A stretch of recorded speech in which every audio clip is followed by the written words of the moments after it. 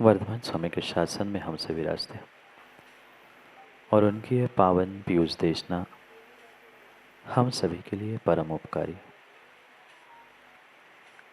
अनादिकाल से हमारी इस आत्मा में जो जन्म, जरा और मृत्यु रूपी रोग लगे, उन रोगों का उपशमन करने वाली कोई परम औषधि है तो वह एकमात्र यह जिनवाणी।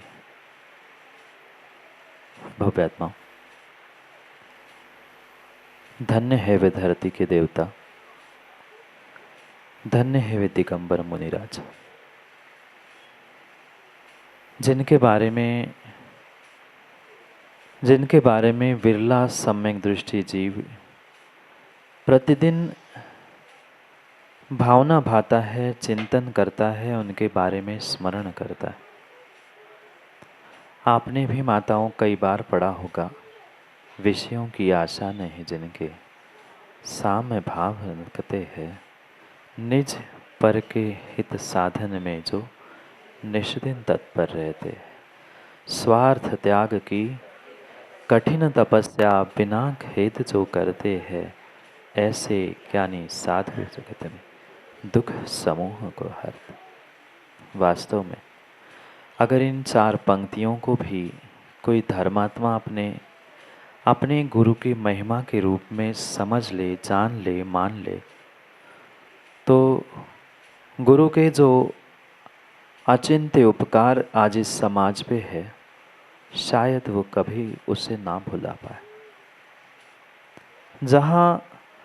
जहाँ इस खोटे काल में, उस खोटे पंचम काल में हर इंसान अपने स्वार्थ के लिए जी रहा है। एक परिवार में रहने वाले भी सदस्य, माता पिता, बहन भाई, पति पत्नी, बेटा, ये सभी कहीं न कहीं स्वार्थ के ही संबंधों से जी रहे हैं। पर कितना अद्भुत उनका जीवन होगा जो स्वार्थ त्याग की कठिन तपस्या बिना खेद करते हैं। जहाँ एक इंसान के स्वार्थ की पुष्टि नहीं होती, जहाँ एक पिता, जहाँ एक माँ, जहाँ एक बेटे की स्वार्थ की पुष्टि नहीं होती, वहाँ वह संबंध भी टूट जाते हैं। और वो साधु व गुरु कितने महान हैं जो स्वार्थ त्याग की तपस्या को करते हैं।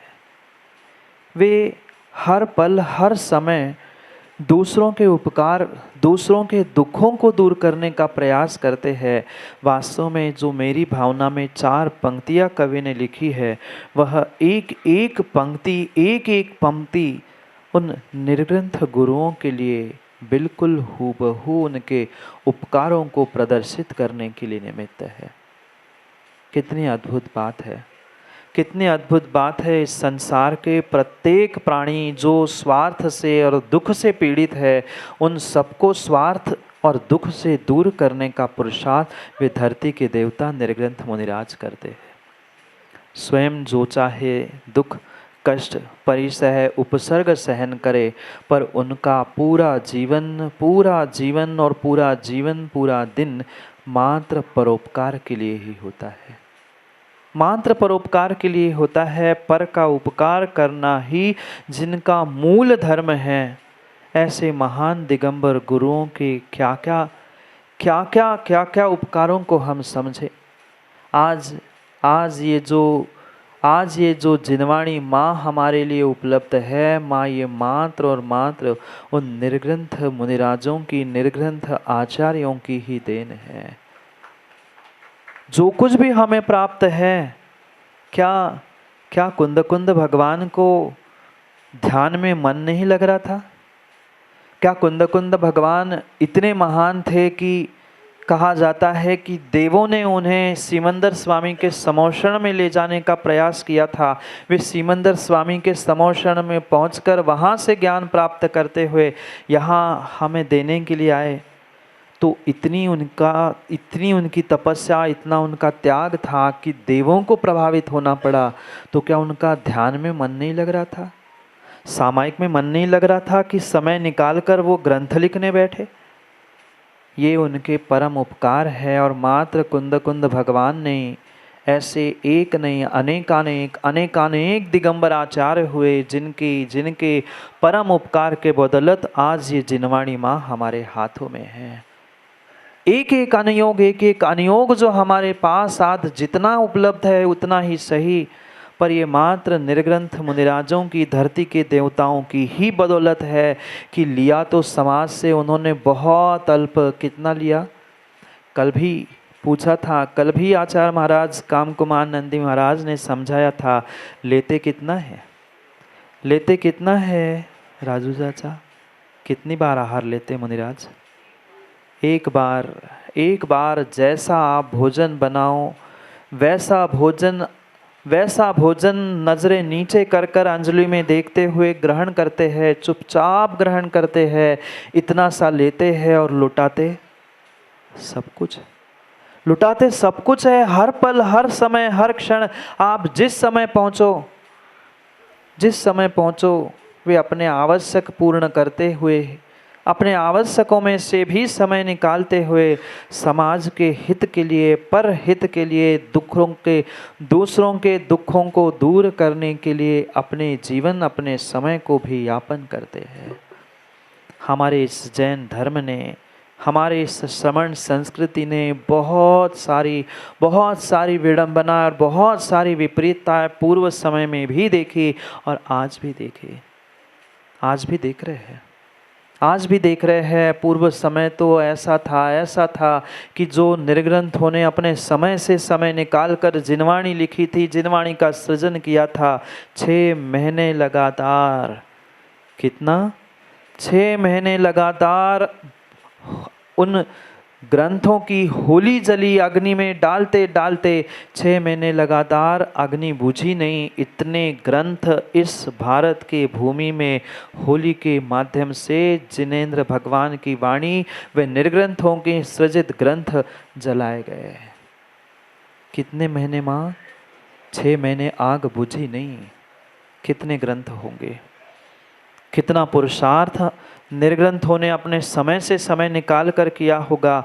आज कितनी कीमत उस जिनवाणी की और कितनी कीमत आज समाज को इन निर्ग्रंथ गुरुओं के उपकारों की है। ये आज जो कुछ भी जिनालय, जिनवाणी और जो भी तुम्हें आज धर्म मिल रहा है, धर्म दिख रहा है, मात्र और मात्र उनका ही ये उपकार है, उनका ही ये उपकार है, जिनके उपकार के बदौलत आज हम सुंदर महलों में बैठे हैं। भारत के सच्चे इतिहास को खोलकर देख लेना। जो आपने अखबारों में या आपके पढ़ाई के पुस्तकों में पढ़ा है, वो इतिहास भारत का सच्चा इतिहास नहीं है। वो भारत का सच्चा इतिहास नहीं है। भारत का सच्चा इतिहास अगर आप पढ़ोगे, 10, 20, 50 पन्ने भी माँ पढ़ोगे तो रोंगटे खड़े हो जाएंगे। इस श्रमण संस्कृति ने, निर्ग्रंथ मुनिराजों ने और जैन धर्म ने क्या कुछ नहीं सहा, जबकि हमारी ही भूमि, हमारी ही धरा, हमारे ही चक्रवर्ती के निमित्त से इस भूमि का नाम भारत पड़ा। पर फिर भी यहाँ कितने अत्याचार धर्म ने, कितने अत्याचार हमारे निर्ग्रंथ मुनिराजों ने भी झेले हैं। ये पूरा इतिहास लिखा हुआ है, पूरा इतिहास लिखा हुआ है। हमारे मंदिर लूटे गए, हमारी जिनवाणी को तबाह किया गया, खुलेआम निर्ग्रंथ गुरुओं के कत्लेआम किए गए। फिर भी हम तब भी सोते रहे और आज भी सोते ही है।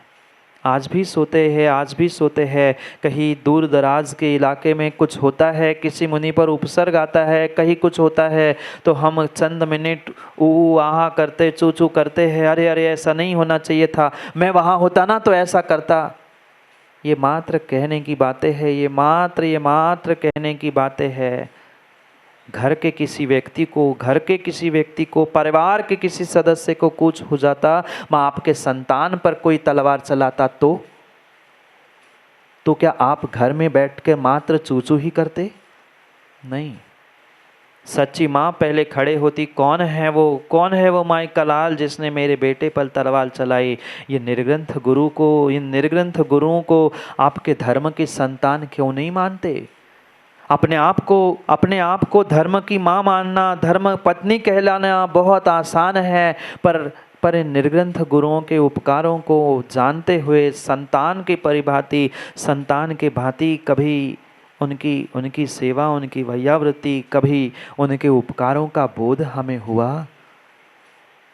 मत करो उपकार का बदला चुकाने का प्रयास मत करो, पर कम से कम जो उपकार हर दिन, हर पल, हर समय ये निर्ग्रंथ साधु तुम पर कर रहे हैं, समाज पे कर रहे हैं, क्या उसका बोध हमें है?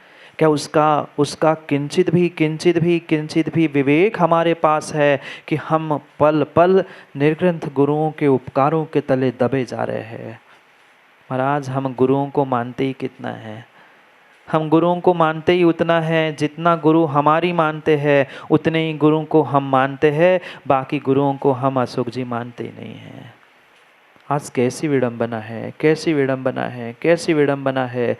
गुरु के नाम पर, संघ के नाम पर हम परस्पर में ही लड़ने के लिए, झगड़ने के लिए भी तैयार है। कौन से गुरु ने सिखाया?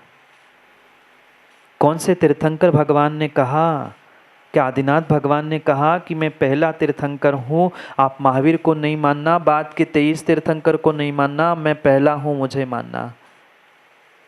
किसी तीर्थंकर भगवान ने, किसी निर्ग्रंथ गुरु ने, सच्चे निर्ग्रंथ गुरु ने ऐसी शिक्षा दी ही नहीं है, दी ही नहीं है। कहीं न कहीं श्रद्धा समर्पण की कमी है, श्रद्धा समर्पण की कमी है। इसलिए आज ये संघवाद, गुरुवाद, ग्रंथवाद और पता नहीं कितने कितने वाद विवादों में उलझकर हमने अपने समाज का, अपने धर्म का विनाश करा दिया है। टुकड़ों टुकड़ों में जब निर्ग्रंथ गुरुओं के टुकड़े करने में आज इंसान कतरा नहीं रहा है, फिर परस्पर में लड़के समाज के टुकड़े करना कौन सी बड़ी बात है? ध्यान रखना, उन काम कुमार नंदी मुनि महाराज का ही ग्रंथ हम पढ़ रहे थे, जिनको कर्नाटक में उनके वस्तिका में ही घुसकर टुकड़ों में मारकर फेंक दिया था। उन्हीं मुनिराज के ग्रंथ को हम पढ़ रहे हैं। कितना उपकार उन्होंने लिखा है, कितना उपकार हमारे ऊपर किया है। जीवन जीने की कला से लेकर एक एक ऐसे रहस्य लिखे हैं कि श्रावक किसी दूसरे गुरु के पास जाकर भीख ना मांगे कि घर कैसे चलाना पड़ता है, व्यापार कैसे चलाना पड़ता है, बेटा अर्जव दातोन भी कैसे करनी है। निर्ग्रंथ मुनिराज ने कहा है, तुम यही कहोगे? उनको क्या पड़ी थी? दातोन करने में, दांत घिसने में तो हिंसा होगी, पर फिर भी मेरा श्रावक किसी दूसरे के पास भीख मांगने ना जाए, इसलिए उन्होंने शरीर के स्वास्थ्य के लिए आयुर्वेद जैसे ग्रंथों को लिख लिया। वचनों की शुद्धि के लिए उन्होंने व्याकरण लिख दिया, और मन की आत्मा के शुद्धि के लिए उन्होंने आध्यात्म भी लिख दिया। पर तन, मन और वचनों की शुद्धि के लिए उन्होंने तो सब कुछ दे दिया। क्या आज मेरी श्रद्धा की शुद्धि उनके लिए बची है? नहीं बची। आज ऐसे एकांतिक जीव हो चुके हैं समाज में, जो निर्ग्रंथ गुरु को गुरु मानने के लिए भी तैयार नहीं है। निर्ग्रंथ गुरु को गुरु मानने ही तैयार नहीं है। संजीव भाई जैसे ज्ञानी, जैसे कह रहा हूँ, बुरी नहीं मानना, जैसे ज्ञानी कहते हैं पंचम काल में तो मुनिराज होते ही नहीं है, पंचम काल में भावलिंगी मुनिराज होते ही नहीं है। ये बहुत बड़ी भ्रांति। और क्या करे, माताओं को तो बहुत जल्दी भ्रांतियों में पढ़कर इधर उधर की अफवाहों में विश्वास करने की आदत है कि नहीं? किसी ने इतनी सी कह दी सच्चाई, हम गुरु के पास जाकर कभी समझने का प्रयास ही नहीं करते। लोगों ने अफवाह उठाई, हमने मान लिया ऐसा होता है, ऐसा नहीं होता है। यही बहुत बड़ी भूल आज समाज कर रही है। माँ समझो, माँ समझ जाए तो घर, परिवार और समाज, पूरा देश संभलने की संभावना है। पर माँ समझने का प्रयास ही नहीं कर रही है। माँ समझने का ही प्रयास नहीं कर रही है। तथाकथित ज्ञानी आते हैं, सुंदर वक्तृत्व देते हैं और कहते हैं कि ओ देखो ऐसी अद्भुत चर्या होती है, दिखी किसी में? पंचम काल में कोई भावलिंगी होता ही नहीं है। कुंद कुंद भगवान दर्शन पाहुड़ ग्रंथ में स्पष्ट कहते हैं, भरहे दुस्समयाले, इस भरत क्षेत्र में भी पंचम काल में वह भावलिंगी निर्ग्रंथ मुनिराज जो स्वपर के हित के लिए दूसरों के दुखों को दूर करने के लिए स्वार्थ त्याग की कठिन तपस्या साधने वाले निर्ग्रंथ मुनिराज आज भी है, कल भी थे और आने वाले पंचम काल के अंतिम श्वासों तक रहेंगे। ये कान खोलकर सुन लेना। किसी विदेह में नहीं, किसी विदेह में नहीं, विदेह में तो है ही, पर इसी भरत क्षेत्र में भी, भारत देश में भी भावलिंगी सच्चे मुनिराज जो स्वार्थ त्याग की कठिन तपस्या कर रहे हैं वो दिखाई देते हैं। पर नजर तो होए, हमारी श्रद्धा की आंखें तो खुली हो, पर हम सुंदर वक्तृत्व के चक्कर में, तत्व ज्ञान प्राप्त करने के चक्कर में ऐसे एकांतिक हो गए, ऐसे एकांतिक हो गए हैं, सामने आने वाले गुरुओं को हाथ जोड़ने की भी हमारे भाव नहीं हो रहे। क्या करें? कैसी विडंबना है, कैसी विडंबना है, कैसी विडंबना है। हर श्वास निर्ग्रंथ मुनिराज की परोपकार के लिए है। वे उठते हैं बैठते हैं तो भी परोपकार के लिए जीते हैं। बैठना भी है तो पिछी लेकर मार्जिन करते हैं, मेरे निमित्त से किसी जीव की विराधना ना हो। चलते हैं तो भी देखकर भूमि को, चार हाथ भूमि को देखकर चलते हैं, मेरे द्वारा किसी जीव की विराधना ना हो। इतना ही नहीं, कितना सजग जीवन है, कितना सजग जीवन है। पर के उपकार के लिए, पर जीवों की रक्षा के लिए, दूसरों को दुख ना हो। वे छांव से धूप में जाते, धूप से छांव में जाते हैं तो अपने पीछे से शरीर का मार्जिन करते हैं। वह धूप के जीव धूप में, छांव के जीव छांव में, जीवों को, छोटे छोटे जीवों को कष्ट ना हो, ये उनकी परिणति होती है, ये उनके परिणाम होते हैं। और आज समाज के कितने बड़े उपकार उन निर्ग्रंथ गुरुओं पे है। उन निर्ग्रंथ गुरुओं पर ही आज बड़ी बड़ी समाज घोर उपसर्ग करने के लिए भी तैयार है। ये मत कह देना कल्लू भाई मैं मनगढ़ंत बातें कर रहा हूँ, बहुत सारे प्रमाण और हमसे ज़्यादा आप लोग अखबार, यूट्यूब और न्यूज़ चैनल में देखते हैं। पहले उपसर्ग करेंगे और फिर पदवी देते हैं कि उपसर्ग विजेता, बच गए तो निपट गए सो निपट ही गए और बच गए सो उपसर्ग विजेता। क्या विडंबना है, क्या विडंबना है। कहने के लिए तो मंदिरों पे नाम लिखे हैं, दिगंबर जैन मंदिर और निर्ग्रंथ दिगंबर मुनिराजों के लिए ही मंदिर में आने के लिए वर्जित प्रवेश है। हाँ सत्य कह रहा हूँ माँ, ताले डले हैं। बड़ा आचार संघ दरवाजे पर खड़ा है पर मंदिर खोलने के लिए तैयार नहीं है। वे कह रहे हैं नहीं, हम जिन परंपरा को मानते हैं, हम जिन गुरुओं को मानते हैं उनको मानोगे तो दरवाज़ा खुल रहा है, नहीं तो दरवाज़ा बंद है।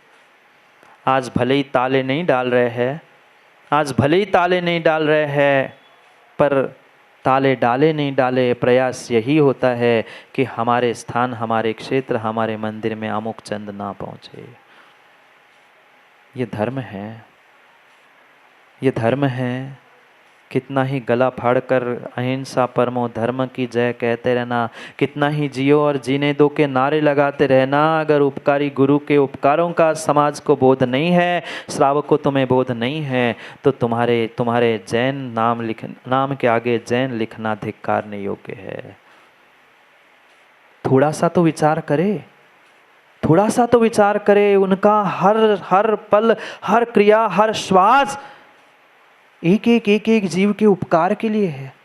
जब छोटे छोटे जीवों के लिए वो इतना विचार करते हैं, उठते बैठते खांसते छींकते, कभी देखा कभी धोखे से मुनिराज को छींक भी आ जाए तो जीवों की विराधना हो गई हो तो तस्मै क्षामय दुक्कड़म कहते हुए वे 9 बार नमोकार मंत्र पढ़ते हैं, तुरंत प्रायश्चित लेते हैं, बाद में पुनः गुरु से लेते तो लेते ही है, पर तत्क्षण जीवों की विराधना हुई। इतना कभी विवेक हमने रखा नहीं। कभी ये हमने समझने का, जानने का प्रयास किया नहीं।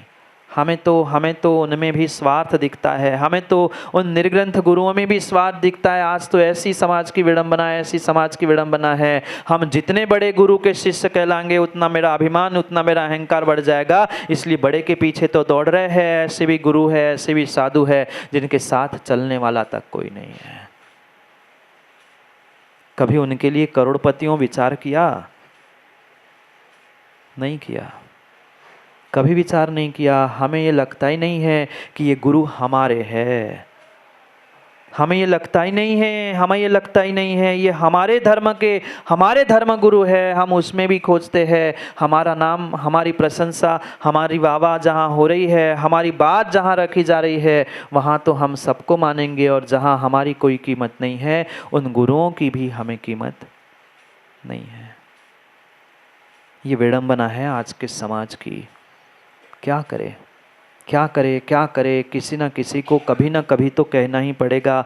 आजकल के तो पता नहीं, आजकल के तो युवा और आजकल के भूत चढ़े व्हाट्सअपाचार, अपने आप को बहुत बड़े व्हाट्सअप चलाने वाले और बहुत बड़े वे मोबाइल के कीड़े मारने वाले पक्के हैं। अगली पर्याय में वे नियम से कहीं ना कहीं कीड़े ही बनने वाले हैं। क्योंकि जो दूसरों की निंदा, दूसरों की बुराई खुलेआम सरेआम करते हैं, वे कभी अच्छी पर्याय को प्राप्त कर ही नहीं सकते। लड़ाई चल रही है, युद्ध चल रहे हैं, मोबाइल और वे पता नहीं व्हाट्सएप, फेसबुक, इंस्टा, ये डालो वो डालो, इधर की कट करो, उधर की पेस्ट करो, इधर का आधा इधर का उधर जोड़ लो और कुछ की कुछ बात करके पहुंचा दो, ये शुद्ध ये अशुद्ध। अरे तुम अपने शुद्ध परिणाम, अपने शुद्ध श्रद्धा में तो झांक के देख, तेरा क्या होगा ये तो विचार कर। जिसका जो हो रहा है उसका वो जाने, उसका गुरु, उसका चारित्र, उसका स्वयं का वो विचार करे, और ना करे सो वो जाने, उसका काम जाने। तू तो अपना लोटा छान। तुम क्यों दूसरों की बुराई करते हुए, तू क्यों दूसरों की बुराई करते हुए अपने लिए आने वाले समय के लिए कर्म बंध कर रहा है? माँ मात्र एक के राग के पीछे, एक के राग के पीछे, एक के राग के पीछे जो अन्य समाज से, अन्य गुरुओं से द्वेष हो रहा है ना, इसका ही ये नतीजा है कि खुलेआम गुरुओं की बदनामी की जा रही है। और बढ़िया धीरज भाई पढ़ते हैं, बहुत बढ़िया, हम अपने ग्रुप में शेयर करेंगे। सबसे पहले मैं शेयर करूंगा, वो एक से दूसरे से 50 ग्रुप में डाल रहे हैं। कम से कम इतना ही निर्णय करके यहाँ से उठ जाओ कि अगर किसी निर्ग्रंथ गुरु की, मैं नहीं कह रहा हूँ कि प्रणत सागर की, अमुक सागर, किसी भी निर्ग्रंथ गुरु की बुराई माताओं मोबाइल आदि के माध्यम से आपके पास पहुँच गई, उसी समय वो रील, उसी समय वो पोस्ट डिलीट कर देना। कम से कम धर्म प्रभावना में आपका बहुत बड़ा एक कार्य हो जाएगा। पर व्यक्ति यही सोचता है हम तो सच्चाई से आगाह कर रहे हैं, हम तो दुनिया को बता रहे हैं। अरे दुनिया को तू सच्चाई बता रहा है, तेरा क्या होगा ये तो सोच। उनका वो जाने। कभी भी अपनी प्यास बुझाने के लिए, कभी भी सुभाष जी अपनी प्यास बुझाने के लिए समुद्र को छाना नहीं जाता। छानना मात्र अपने लोटे को होता है। पूरा समुद्र, पूरा कुआं, पूरा तालाब कभी नहीं छाना जाता। छानना मात्र अपने लोटे को होता है। अपना लोटा छान, आगे बढ़। क्यों दुनिया के प्रपंचों में पड़ा है? क्यों दुनिया के प्रपंचों में पड़ा है? वो तो उपकार कर रहे हैं। उपकार करते करते तुमने इधर के 4 शब्द, इधर के 4 शब्द तोड़ मरोड़ कर जोड़ दिए और बढ़िया बनाई रील और प्रसिद्ध हो रहे हैं। आज नहीं तो कल कर्म कहेंगे बेटा। तुमने दूसरों की श्रद्धा को तोड़ मोड़ करते हुए अपने आप को बहुत बड़ा गुरु भक्त बताने का प्रयास किया था। सच्चा गुरु भक्त कभी दूसरे गुरु की अवहेलना कर ही नहीं सकता। कर रहा है तो अभी उसे गुरु भक्ति उसके गुरु ने शायद नहीं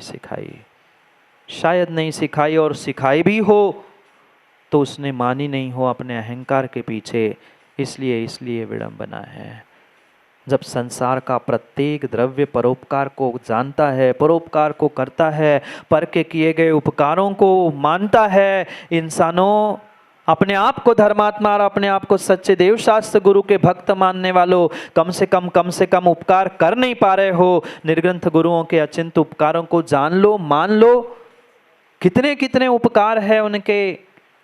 पुराने निर्ग्रंथों की तो कहना ही क्या।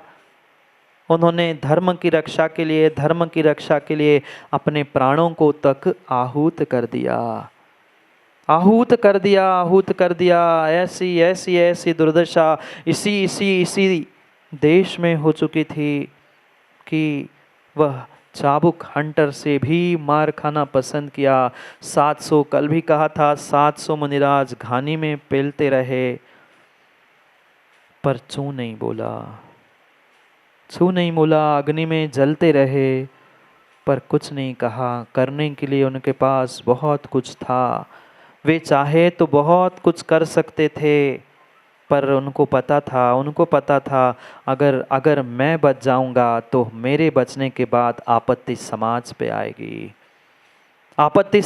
आएगी, श्रावकों पे आएगी, और श्रावकों पर, मेरे श्रावकों पर आँच ना आ जाए, इसलिए उन्होंने मरना तक स्वीकार कर लिया। मेरे धर्म पे, मेरे श्रावकों पे आँच ना आ जाए, इसलिए उन्होंने अपने जीवन को भी नष्ट कर दिया। और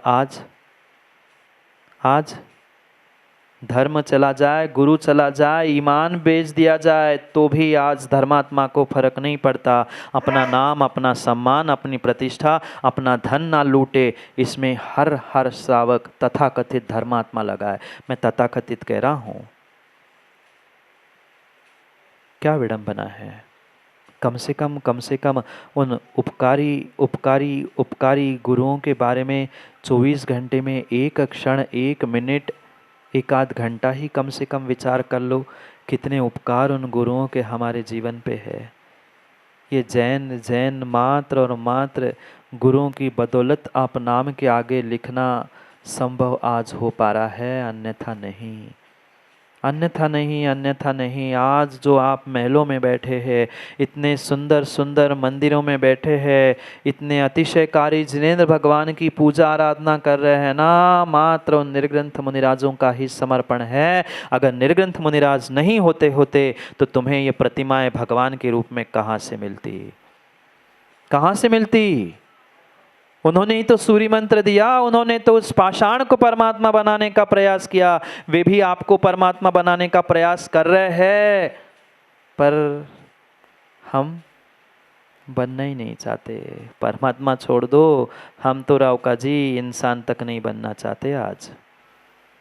आज इंसान तक नहीं बनना चाहते। भगवान बनने की, भक्त बनने की और धर्मात्मा बनने की तो बात बहुत दूर की है।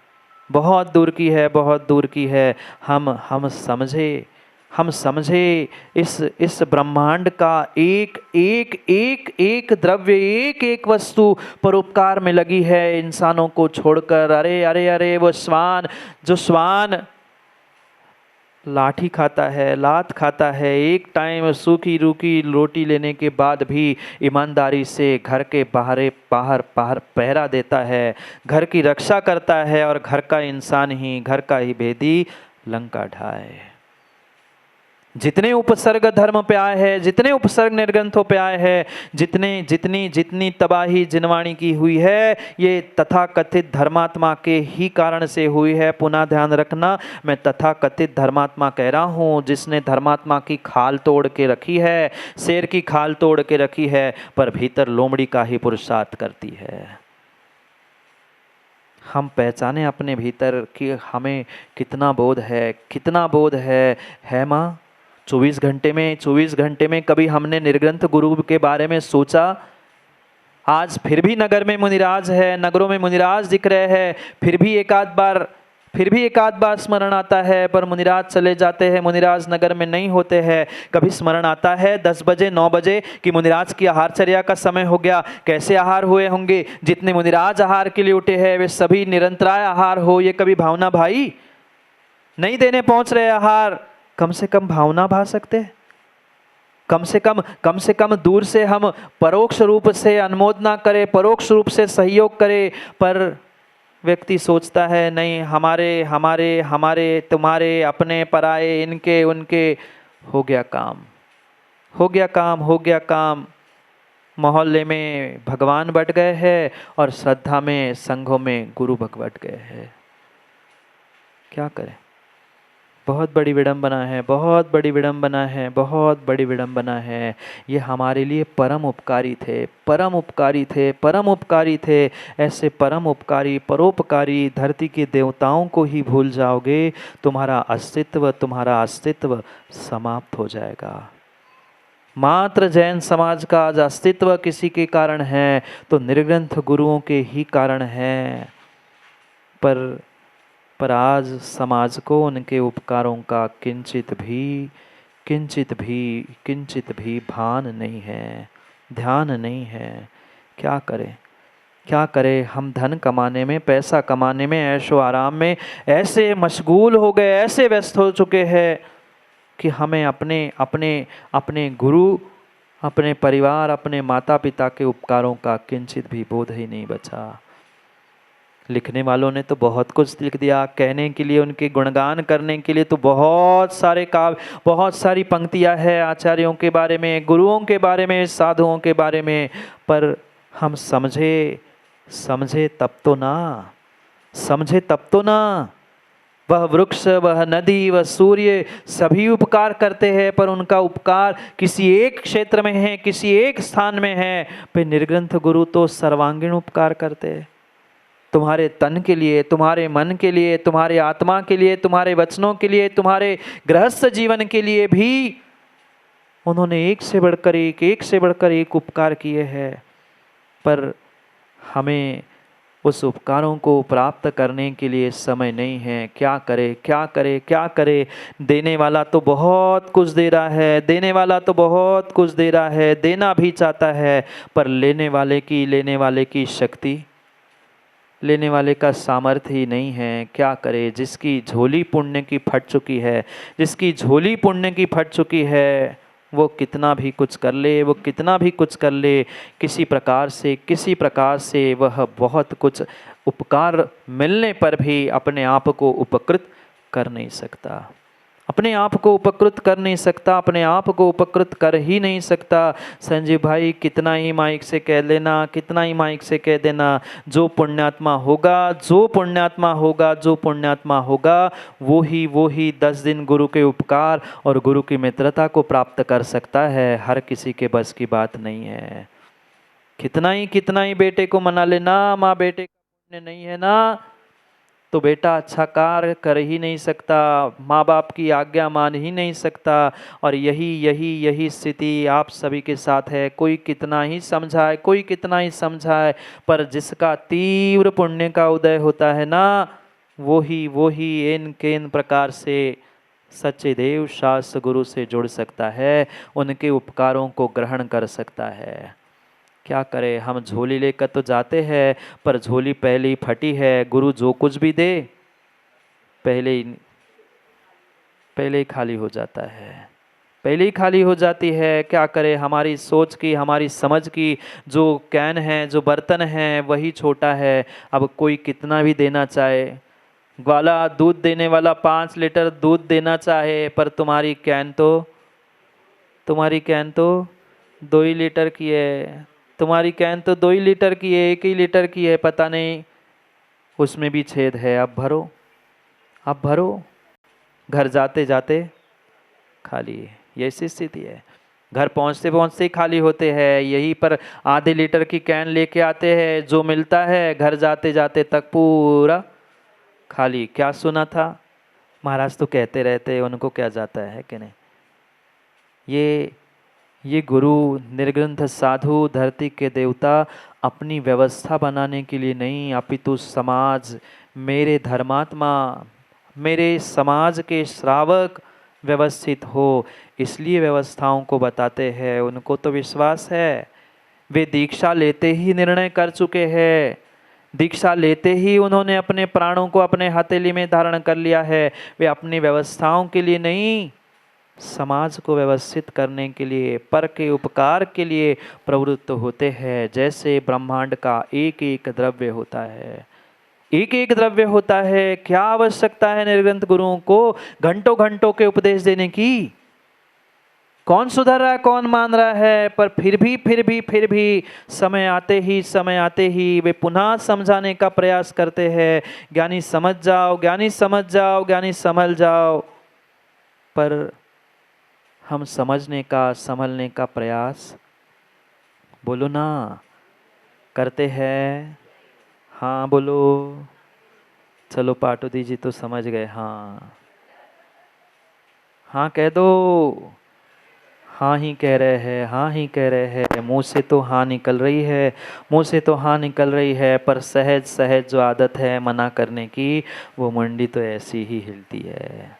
हाँ करेंगे ना शिविर में, हाँ बिल्कुल आएंगे, सहयोग बिल्कुल करेंगे। आप जो कहे सब करेंगे। करने का समय आया, वो ऐसा हो गया था, वो वैसा हो गया था, वो फलाना हो गया, हो गया। बहाने बनाने वालों को, बहाने बनाने वालों को क्या है? बहाने बनाने वाले तो ऐसे होते हैं जागे जी, बहाने बनाने वाले तो ऐसे होते हैं, भाई क्यों नहीं आए, क्यों नहीं आए, क्या करे, कल खूब बहुत छींक आ रही थी, बहुत छींक आ रही थी, कहाँ छींक आ रही, अब तो कोई निशान नहीं दिख रहे तुम्हें छींक आने के? नहीं मुझे नहीं, घर में जो मक्खियां है ना, मक्खियों को छींक आ रही थी इसलिए नहीं आ पाए। ऐसे तो बहाने होते हैं। बहाने हैं, बहाने देने में क्या है? छींक आ रही थी, अब तुम्हें आती तो समझ में आता। उसने कहा तुम्हें तो दिख ही नहीं रही सर्दी जुकाम। नहीं मुझे नहीं, घर में जो मक्खियां है ना वो छींक रही थी, वो छींकने के बाद अपशकुन होता है इसलिए मैं नहीं निकला। अब ले, अब बोलो क्या बोल सकते? बहाने देने वालों को तो 50 नहीं सैकड़ों बहाने हैं, बहाने ही तो देने हैं। पर जिसको समझना है, जिसको गुरु के उपकारों को प्राप्त करना है, जिसको गुरु के उपकार पता है, गुरु से क्या मिलने वाला है, वह अपने समय से समय निकालकर सैकड़ों किलोमीटर दौड़े दौड़े आता है। क्यों? क्योंकि उसे पता है गुरु से ही, गुरु से ही, गुरु से ही हमारे जीवन में बहुत कुछ हुआ है। क्यों राजीव भाई? इतने से मंदिर को आपने इतना बड़ा बना दिया, वे इतने बड़े चंद्रप्रभु भगवान विराजमान होंगे, क्या अद्भुत दृश्य होगा। ये आपका पुरुषार्थ, गुरु के मार्गदर्शन में आपने जो कार्य किया, ये आज फलीभूत होने जा रहा है। क्यों? हो गई तैयारी ज्ञानी? सोच लेना, विचार कर लेना कि गुरु के उपकार तो हर समय हर समय हर समय माँ बरसते हैं। हमें ग्रहण करने की शक्ति चाहिए, पर क्या करें? जैसे लखनऊ का पानी बरसता है, 1 घंटा बरसे, 2 घंटा बरसे, नाली में से रोड से बह के निकल ही जाता है। बहुत बढ़िया, ऐसे ही बरसाओ बरसाओ, हम तो निकाल ही देंगे। आप तो कहते रहो जो कहना है, हम तो निकालते रहेंगे। नहीं नहीं, वे उपकारी जैसे संसार के एक एक द्रव्य उपकारी है, वो तो मात्र किसी एक क्षेत्र में उपकार करते हैं। वृक्ष मात्र फल फूल देते हैं, छाया देते हैं। वे नदी नाले मात्र पानी देते हैं, सूर्य मात्र प्रकाश देता है। पर गुरु तो तुम्हें फल भी दे रहे हैं, फूल भी दे रहे हैं, छाया भी दे रहे हैं, प्रकाश भी दे रहे हैं, प्यास भी बुझा रहे हैं, भूख भी बुझा रहे हैं। पर क्या करें? पर क्या करें, क्या करें? कसाय की डली हम मुख में रख के बैठे हैं। हमें आज तक धर्म का अच्छा स्वाद आ ही नहीं पाया, आ ही नहीं पाया, आ ही नहीं पाया। ऐसी स्थिति हमारी भी हो चुकी है। कसाय की ऐसी गांठ हमने भीतर बना के रखी है, वहाँ क्यों, यहाँ क्यों नहीं, ये क्यों, वो क्यों, करते करते करते करते पूरा जीवन बर्बाद कर लिया। पर हम उपकारियों से उपकार ग्रहण नहीं कर पा रहे, नहीं कर पा रहे हैं। आज पुनः दो श्लोकों में काम कुमार नंदी महाराज हमारे लिए समझा रहे हैं, निर्ग्रंथ गुरु का जीवन ही सर्वथा और सर्वदा पर उपकार के लिए है, परोपकार के लिए है। परोपकार ही साधु है और साधु परोपकार ही है। दोनों मात्र पर्यायवाची नाम है, अन्य अन्य कुछ नहीं है, अन्य कुछ नहीं है, अन्य कुछ नहीं है। दृष्टांत नीतिकारों ने जो लिखा है, कल रावका जी सुना रहे थे, मूल संस्कृत ये है जिसका पद्यानुवाद किया है, पढ़ते हैं आज। जो मूल मूल श्लोक है संस्कृत का, जिसका पद्यानुवाद कल आपने सुना, शायद हो सकता है फिर सुना देंगे, वे यही से निकला हुआ है। पढ़ते हैं आज 2 श्लोक और फिर समझते हैं कैसा गुरु का उपकार है, कैसा गुरु का उपकार है। मैं पढ़ता हूँ, फिर बाद में आप पढ़ लेना। वृक्षो यथा पुष्प फलानि दत्ते प्रकाशते चापर्णभि नमस्य नद्यो हितायैव वहन्ति नीरं परोपकाराय रतस्य साधु वृक्षान् खादन्ति फलं स्वकीयं पिबन्ति नद्यो न जलं कदापि लब्धापि कष्टं हि तथैव साधु परोपकारे निरतः सदैव।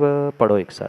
परोपकाराय रतस्य साधु, परोपकाराय रतस्य साधु, परोपकार के लिए ही, परोपकार के लिए ही और मात्र परोपकार के लिए ही साधु हमेशा हमेशा हमेशा रत होता है और परोपकारे निरता सदैव। दोनों श्लोकों में अंत में यही कहा कि परोपकार के लिए ही साधु का जीवन है, साधु का जीवन ही परोपकार है। पर हम श्रावक, हम उनके भक्त होने के बावजूद भी उनके परोपकार को कितना समझ पा रहे हैं। एक नहीं अनेक दृष्टांतों से कह रहे हैं, वृक्षो यथा पुष्प फलानि दत्ते, जैसे वृक्ष पुष्प और फल को देता है, प्रकाशते चापि रवि नभस्य, नभ में आकाश में सूर्य प्रकाश देता है। सूर्य कभी नहीं पूछता कौन गरीब है, कौन अमीर है, कौन पैसे वाला है, सबके लिए सुबह होते ही वो प्रकाश देता है। ऐसे निर्ग्रंथ गुरु आहारचर्या के लिए जाते समय या किसी को आशीर्वाद देते समय ये नहीं सोचते तुम कितने करोड़ दे रहे हो, कितने लाख दे रहे हो, तुम्हारे घर में आऊं तुम्हारे लिए आशीर्वाद दूं। वे तो सबके लिए, कोई दीनहीन आ जाए, श्रीहीन आ जाए, श्रीमान भी आ जाए, सबके लिए वे खुले हाथ से, खुले दिमाग से, खुले हृदय से आशीर्वाद देते हैं, सबसे आशीर्वाद देते हैं और सबसे आहार लेते हैं और सबको आशीर्वाद देते हैं। ये सूर्य के भांति प्रकाशते, सूर्य तो मात्र मात्र मात्र वह पौद्गलिक प्रकाश ही देता है। ये निर्ग्रंथ गुरु तो तुम्हें तो आध्यात्मिक भी प्रकाश देते हैं, जीवन जीने का लिए भी प्रकाश देते हैं, जीवन जीने के लिए वह फल पुष्प ये सब कुछ तो देते हैं। क्या कुछ नहीं मिला गुरु से आज तक? पर कभी कभी हमें उन गुरुओं के उपकारों के बारे में बोध रहा। एक एक एक एक जीवन की कला, एक एक जीवन की कला, ऐसी ऐसी कला आगम ग्रंथों में, पुराण ग्रंथों में लिखी है। एन केन प्रकार से लिखा हो पुराण ग्रंथों में, कई सारे किरदार बनाकर आचार्य ने लिखा कि पुरुषों की कितनी कला, महिलाओं की क्या कला, कैसे उसमें पारंगत होना, क्या कुछ नहीं, ये सब कुछ तो लिख डाला। पर हम उन शास्त्रों को भी, उन शास्त्रों को भी लेकर आज शस्त्र जैसे लड़ रहे हैं। उन गुरुओं को भी व्हाट्सएप, मोबाइल आदि के माध्यम से परस्पर में लड़ाने का प्रयास कर रहे हैं। कैसी विडंबना है। वे तो इतना होने के बावजूद भी फिर भी तटस्थ है। नद्यो हितायैव वहन्ति नीरम, नदी हमेशा हमेशा हमेशा पानी ही बहाती है, पानी ही पिलाती है। चाहे नदी, चाहे वृक्ष, चाहे सूरज, किसी पर भी आप बदला लेने का प्रयास कर लेना। जैसे वे प्रत्युत्तर नहीं देते, ऐसे ही साधु लब्धापि कष्टम। दूसरे श्लोक की तीसरी लाइन पढ़ लो। लब्धापि कष्टम ही तथैव साधु, कितने ही कष्ट दे दो आप, चाहे आहार कराओ नहीं कराओ। मैंने शायद एक बार बताया था डालीगंज में, शायद एक बार बताया था, याद हो ना हो पुनः कह दूं। समाज की आज ऐसी व्यवस्था हो चुकी है। हम समाज में पहुंचे, सत्य घटना हम पे बीती बता रहा हूँ। एक समाज में पहुंचे, 450 घर की समाज, और संजीव भाई समाज कहती है महाराज जी यहाँ आहार की व्यवस्था नहीं होगी, आप आगे पहुंच जाना। सुबह के 8:30 बजे का समय है और दिन बताऊं अक्षय तृतीया का दिन। अक्षय तृतीया के दिन समाज कहती है, मंदिर में बैठे लोग कहते हैं, क्यों प्रणत सागर याद है 2018 फरवरी मार्च अप्रैल का समय, 450 घर की समाज और कह रही है कि सुबह 8:30 बजे महाराज जी यहाँ आहार की व्यवस्था नहीं होगी, आगे 2 किलोमीटर पे मुनिराज का आश्रम है, वहाँ चले जाओ। आहार हो गए, मुनिराज के आश्रम में पहुँच के वो बात अलग है, पर ये समाज की आज स्थिति है। यह समाज की स्थिति है। समाज साफ कहती है अमुक आएंगे तो व्यवस्था करेंगे, महाराज को आना है सो ये ना जाए, हम व्यवस्था नहीं करेंगे। आप कमेटी के हो, आप चातुर्मास करा रहे हो, आप व्यवस्था करा रहे हो तो कराओ, हम व्यवस्थाएं नहीं कराएंगे। पर पैसे मिल जाए तो मंदिर को चाहिए, व्यवस्था आप कराना। ये स्थिति है आज, ये स्थिति है आज। सोचो सुभाष जी, अक्षय तृतीया के दिन लोग पागलों जैसे भागते हैं, मुनिराज मिल जाए, आहार देने के लिए मिल जाए। पर साफ कह दिया कि हम चौका नहीं लगाएंगे, यहाँ चौके नहीं लगते। क्या विडंबना है? यही उपकार है? यही आपका उपकारियों के प्रति यही बोध, यही सब कुछ काम है? थोड़ा तो विचार करो।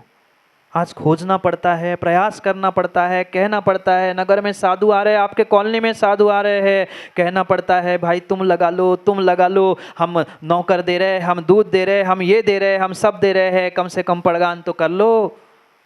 ये मत कहना रावका जी क्या क्या पता है।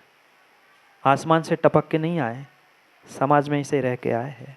और हम बनने के बाद भी पूरे दक्षिण से पूरब और पश्चिम कहाँ कहाँ भ्रमण करके हुए आए हैं। उत्तर ही बचा था, उत्तर भी देख लिया।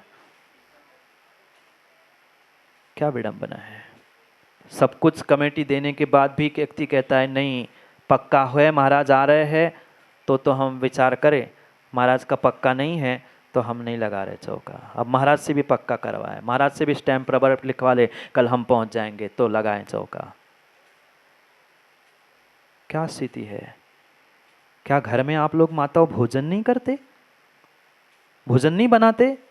सब कुछ बनता है महाराज जी। कहाँ कुएं के पानी, आप अभी कह दो नल के पानी से बिना चंदवे के और बिना शुद्धि के तो हम ऐसे बना खिलाए, पर कौन कुएं का पानी भरेगा, कौन शुद्धता से क्या करेगा? यही है ना, हमें 50 बार सोचना पड़ता है, 50 बार सोचना पड़ता है। अरे सेवा ही करना है, व्यवस्था ही करना है तो देखो, सोचो, विचार करो। घर परिवार छोड़कर लोग साधुओं की सेवा करने के लिए महीनों 8-8 दिन चौका लगाते हैं। हम नगर के नगर में, कॉलोनी के कॉलोनी में हम अपने घर को पवित्र नहीं कर पा रहे। धिक्कार है, धिक्कार है। संजीव जी अभी तो एक ही चौके वाले आए हुए, मड़ावरा वाले। अभी तो देख लेना कितने चौके वाले निर्ग्रंथ साधुओं की सेवा करने के लिए पहुंचते हैं। जिनको गुरुओं के उपकारों का बोध है ना, वे कुछ ना कुछ समय से समय निकाल कर गुरुओं की सेवा व्यवस्था करने के लिए, अपने पुण्य के लिए पहुंचते हैं, अपने पुण्य प्राप्ति के लिए पहुंचते हैं। ऐसे भी जीव है, ऐसे भी जीव है। वे देख रहे होंगे जागे जी, भी गुरसराय वाले महन सिंह गई, क्या घर में काम नहीं है?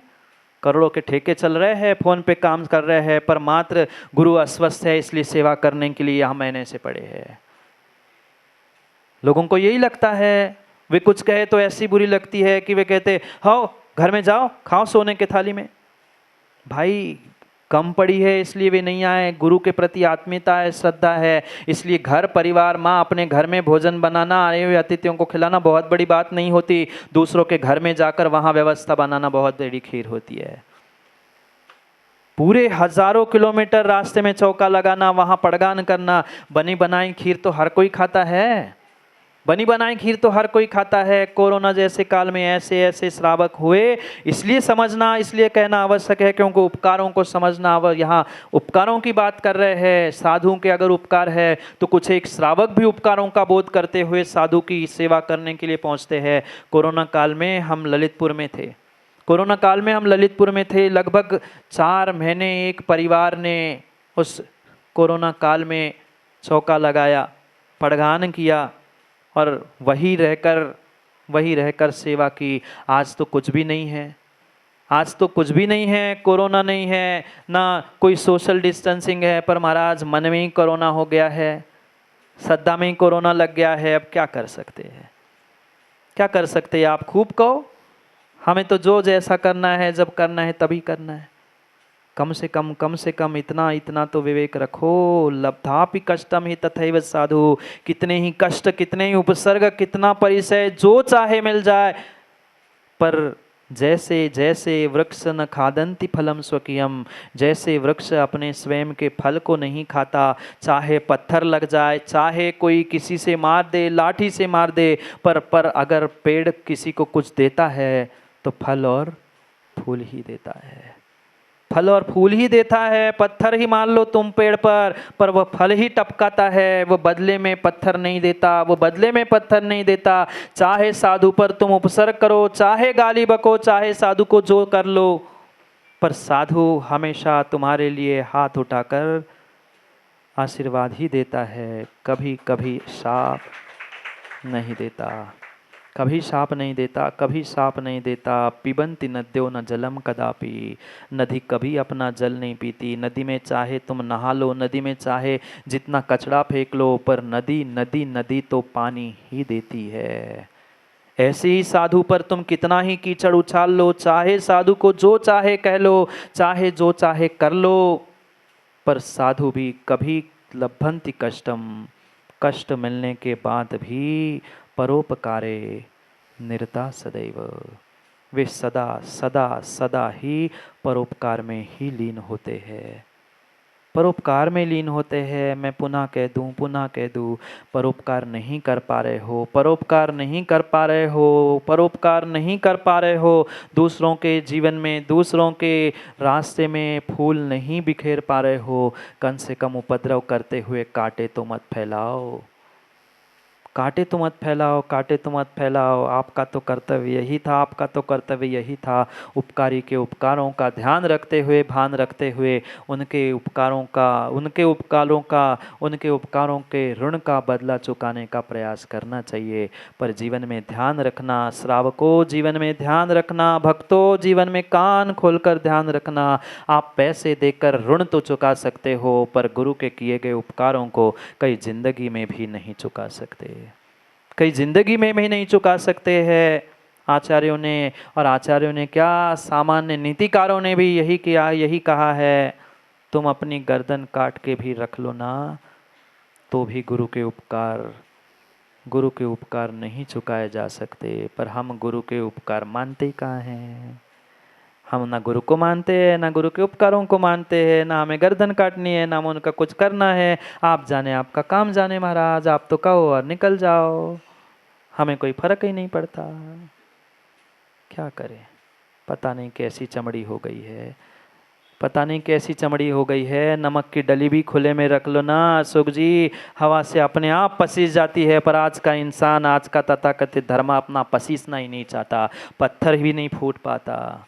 वो पत्थर में पानी फूटता है, नमक पत्थर ही है ना, पत्थर ही है। वो पत्थर वाला नमक भी रख दो, समुद्री नमक तो बहुत जल्दी हो जाएगा, पत्थर वाला भी नमक रख लो ना, माँ कुछ घंटे में पसीज जाता है। हम रोज सुन रहे, रोज सुन रहे, रोज सुन रहे, पर हम टस से, बहुत बढ़िया, मैं सुनना ही चाहता था, मस नहीं होना चाहते, मत हो।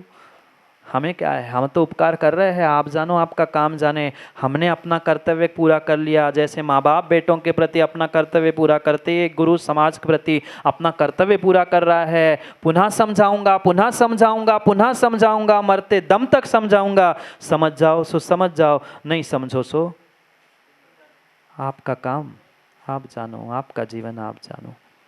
साधु तो हर समय, मरते दम तक, मरने के बाद भी तुम्हें समझाने का प्रयास करेगा। अब समझना नहीं समझना, उनके उपकारों को ग्रहण करना नहीं करना, यह आपका विषय है, यह आपका विषय है। आप जानो, आपका काम जाने, समय हो गया है घर जाने का, आपका काम समझने का। क्या करें, समझना है, समझना है गुरु के उपकारों को, गुरु की मित्रता को, तो विचार कर लेना, विचार कर लेना। पुनः पुनः पुनः लखनऊ वालों, पता नहीं, पुनः पुनः पता नहीं कब पर्युषण पर्व में पुनः शिविर होगा, पुनः गुरु की मित्रता, गुरु के उपकारों को आप प्राप्त कर पाओ, कोई भरोसा नहीं, कोई भरोसा नहीं, कोई भरोसा नहीं है। इसलिए जो मिला है, जो मिला है, जो मिला है, उसका सदुपयोग करे, सदुपयोग करे, जैसे बने, जैसे बने, जुड़ने का प्रयास करे। मैं तो चाहता हूँ व्यवस्थापकों ने खूब खूब खूब अच्छी से अच्छी व्यवस्था की है। हम व्यवस्था बनाने की जगह, व्यवस्था बनाने की जगह हम व्यवस्थित होकर अगर स्वयं सहभागी हो जाए, तो विश्वास मानना, वो आनंद आएगा, वो आनंद आएगा, वो आनंद आएगा जो जीवन में कभी पर्युषण पर्व में नहीं आया होगा। वह रूटीन की बातें तो वहाँ हमेशा ही करते हैं, वही मंदिर, वही पूजा, वही भगवान, वो तो हमने कई बार किया है। वही सांस्कृतिक कार्यक्रम, वही मनोरंजन, वो तो होता ही होता है। जहाँ कर्म का बंध होता है वो तो हर साल करेंगे, अगले साल भी करेंगे, चोरी छुपे इस साल भी मंदिरों में होता रहेगा, बहुत बड़ी बात नहीं है। पर जो नहीं मिला है, जो नहीं मिला है, ऐसा अद्भुत ज्ञान, ऐसा अद्भुत अनुभव, ऐसी अद्भुत मित्रता, ऐसा अद्भुत उपकार ग्रहण करने का पुरुषार्थ करो। जिनकी झोली फटी नहीं होगी, जिनके कैन में छेद नहीं होगा, वो ही कुछ ग्रहण कर पाएगा। और फटी जेब और फटी झोली में कुछ नहीं ठहर सकता। जाओ, जेब भरने का और पेट भरने का समय हो गया। कोई पेट भरेगा, कोई पेटी भरेगा, भरने का समय हो गया है। हम अपने पुण्य से पेट और पेटी को भरे तो हमारा जीवन बदल सकता है। गुरु के उपकार कितना ही कष्ट क्यों ना हो, कितना ही कष्ट क्यों ना हो, पर गुरु कभी सच्चा मार्ग दिखाने के लिए नहीं चूकते, उपकार करने के लिए नहीं चूकते। उपकारी के उपकारों को याद रखें, क्योंकि ब्रह्मांड में सबसे बड़ा पापी उपकारी के उपकार को भूलना है। आज व्यक्ति यही चाहता है कि छोटा सा काम हम गुरु से कर ले और बड़ा नाम हमारा हो जाए। ये कभी कभी संभव नहीं है, क्योंकि उपकारी के उपकारों को भूलने वाला सबसे बड़ा पापी होता है। इसलिए उपकार को समझे, उपकार को प्राप्त करने का प्रयास करें। समय हो गया है, पुनः समय पर समय की बात के लिए समय पे मिलते हैं, क्योंकि समय पे किया गया काम समय को दिलाता है। बोली भगवान महावीर स्वामी की जय।